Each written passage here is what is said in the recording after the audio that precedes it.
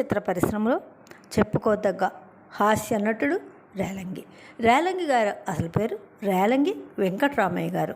ఆ రేలంగితోటే మనం సినిమా ఫీల్డ్లో ఆయన్ని తలుచుకుంటున్నాం. మంచి హాస్య నటుడు.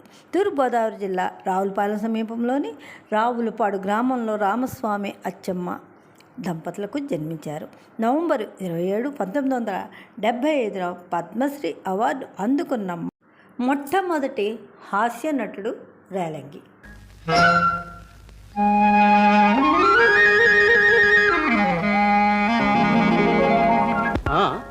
ఏమిటి ఏమిటి అవతారం, ఎందుకు ఈ సింగారం?